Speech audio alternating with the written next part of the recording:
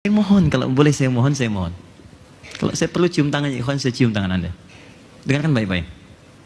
Jika ada kesempatannya, jangan tinggalkan, karena tidak mudah untuk mendapatkan dia lagi. Ini amalan, gak ada bandingannya. Kan rumus cepatnya begini. Nabi itu meminta kita cerdas beramal. Bahkan kalau modalnya sedikit, kata Nabi, cari yang keuntungannya banyak. Namanya sedekah jariyah. Sedekah jariyah itu modalnya bisa sedikit, tapi keuntungan pahalanya, kita wafat, pahala masih datang. Saya kasih contoh cepat ya. Contoh cepat. Kita punya 50.000. Tapi pahala pengen terus ada. Anda berikan makanan pada orang, dia makan, ada energi, dia sholat, dapat pahala. Energinya hilang, pahala selesai. Tapi Anda berikan pada penghafal Quran. Beli mushaf, modal 50.000. Anda berikan pada penghafal Quran. Mushaf itu selama ada di tangannya, maka pahala mengalir bagi Anda. Dan dia baca, hafalkan. Dan pahalanya sama, setiap hurufnya Anda dapat pahala yang sama.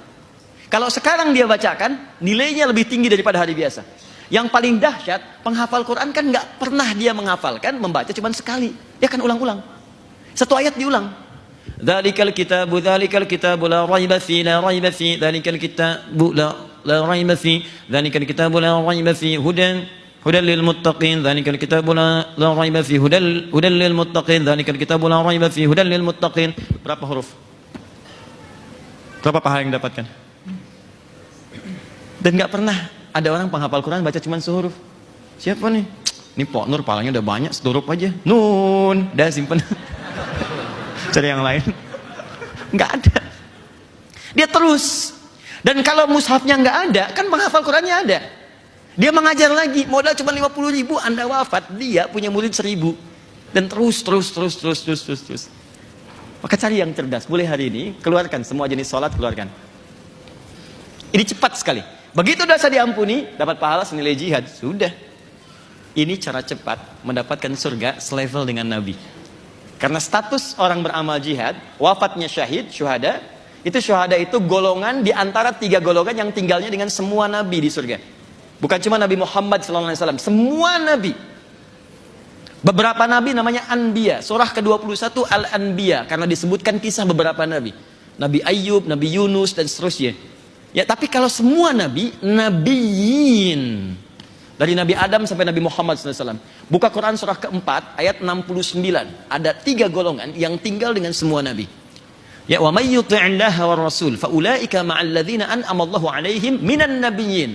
Ada orang-orang yang tinggal dengan semua nabi di surganya. Siapa mereka? Awas hati-hati. Wasyuhada'i. Ya, nabiyina wasiddiqina, wasyuhada wassalihin. As-siddiqin, orang-orang yang jujur mengamalkan isi Quran.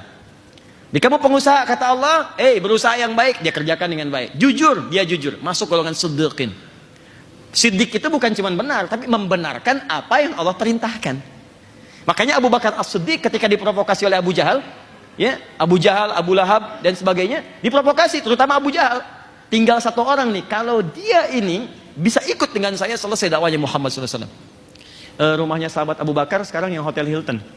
Ya, ini kalau teman-teman ikut umrah atau satu situasi, nanti saya tunjukkan tuh. Ini kalau teman-teman umrah atau haji dari Zamzam geser Hotel Hilton. Hotel Hilton tuh masuk naik tangga yang eskalator ke atas, jangan masuk. Naik lagi ke atas sekali. Di situ ada musola, itu rumahnya sahabat Abu Bakar dulu. Di situ. Diprovokasi, dicari. Tinggal 1 orang lagi, kalau dia percaya dengan saya, selesai dakwah Muhammad. Ditarik, dibawa ke Jabal Qubais. Dengarkan apa kata Muhammad. Kata Abu Bakar apa? Kata Nabi Muhammad, saya tadi malam barusan diisrakan oleh Allah dari Masjidil Haram ini ke Masjidil Aqsa, kemudian pulang lagi ke sini. Semua ketawa termasuk Abu Jahal. Dikira Abu Bakar akan mengatakan, ya sudah, Muhammad pendusta. Apa kata Abu Bakar? Kalaulah Muhammad SAW mengatakan, sekarang di belakang bukit Jabal ini, Jabal Qubais, ada musuh akan menyerang kita dan tidak terbukti, saya tetap akan percaya kepadanya. Membenarkan apa yang disampaikan Nabi dengan sepenuh jiwa, itu namanya shadiq. Tapi kalau terus dibenarkan dengan penuh keyakinan, siddiq. Jamannya siddiqin. Anda pengusaha, Anda yakin dengan hukum Allah, riba tinggalkan, ini yang gak bagus tinggalkan, Anda masuk ke golongan siddiqin.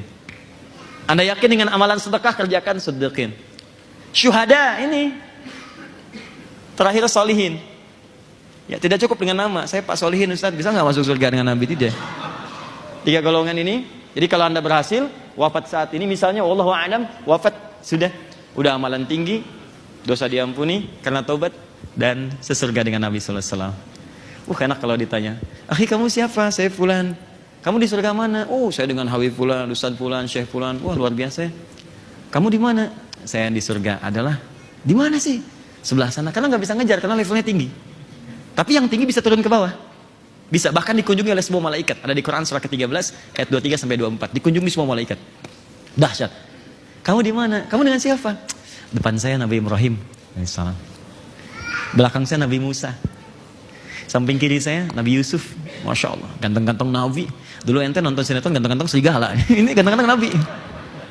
Samping kanan saya Nabi Muhammad sallallahu alaihi wasallam. Indah. Nah, ini amalannya. Terus puncaknya nanti saat Idul Adha. Bagi yang berkurban siapkan izin ya, mengingatkan sebelum kita berdialog, kurang lebih ada 20 menit ke depan atau 15 menit lah ya. Kalau sudah berniat kurban, tolong jangan potong kuku dan rambut yang melekat di tubuh sampai disembelih hewannya. Ya, sampai disembelih hewannya. Memang ada yang berpendapat hewan kurban, tapi saya tidak mohon maaf, tidak condong pada pendapat ini. Yang lebih kuat itu jangan potong kuku dan rambut yang melekat pada orang yang akan berkurbannya. Dalilnya hadis Muslim jilid yang ke-7, kemudian di nomor hadis 1977, paling kanan sebelah atas dari Ummu Salamah radhiyallahu taala anha. Beliau berkata dari Nabi sallallahu alaihi wasallam, "Idza ahalla hilal dzil hijjah wa arada ahadukum an yudhhiya fala yamassanna min sya'rihi wa adfarihi syai'a." Kalau ada seorang di antara Anda ingin berkurban, kemudian tiba awal Dzulhijjah, sudah siap dengan hewan kurbannya. Jadi teman-teman sudah siap, sudah beli nih, sudah bayar. Maka jangan sentuh, jangan potong semua rambut yang melekat pada tubuhnya dari rambut sampai bagian bawah plus kuku. Ya, jangan disentuh sampai hewan kurban disembelih. Begitu selesai, terus berdoa tadi, baru kemudian kita boleh cukur, boleh potong. Apa hikmahnya? Supaya Allah berkenan mengampuni semua dosa dari ujung kepala sampai ujung kaki di kukunya. Khawatirnya sebelum diampuni terpisah itu dan pernah berbuat maksiat bersaksi di hadapan Allah. Walaupun diampuni juga, cuman dia bersaksi. Mirip orang masuk pengadilan, dibuka semuanya, cuman vonisnya bebas. Vonis bebas, cuman dibuka. Ada orang yang bersaksi semua di hadapan Allah, coba ditutup oleh Allah. Tapi kan malu juga di hadapan Allah dibuka. Lebih baik tempat SP3 kan? Nggak dibahas, selesai. Dipotong semua, habiskan semua. Begitu di sana membaca Bismillahi Allahu Akbar, lontar jumrah, di sini menyembelih. Sifat hewani kita sembelih. Bismillahi Allahu Akbar dengan bacaan yang sama. Tanggalnya sama, 10. Bismillahi Allahu Akbar. Baru menghadap ke kiblat. Inni wajjahtu wajhiya lilladzi fataras samawati wal arda hanifan musliman wa ana minal musyrikin. Inna salati wa nusuki wa mahyaya wa mamati lillahi rabbil alamin. La syarika lahu bidzalika umirtu wa ana. Banyak diucapkan, tapi yang jarang masuk ke hati. Ya Allah, hari ini aku pasrahkan diriku sepenuh hati dan jiwaku, sepenuh diriku. Jika aku pernah beramal sampai dengan korbanku saat ini, maka semua aku niatkan untukmu ya Allah. Ya Allah, jika aku masih ada punya kesempatan hidup dari mulai saat ini, maka mohon bimbing aku lebih baik daripada hari sebelumnya. Tapi jika aku wafat hari ini ya Allah, mau mati, mohon jadikan wafatku wafat yang baik dalam hari ini. Jika engkau masih berikan aku kesempatan untuk menjalani kehidupan, aku berjanji mulai detik ini, aku akan tunduk patuh pada semua ketentuan. Wa ana minal muslimin atau wa ana awwalul muslimin. Kalau ada orang pertama yang akan tunduk, aku sekarang orang pertama yang akan tunduk ya Allah. Aku berjanji akan jadi muslim yang lebih baik lagi daripada hari sebelumnya.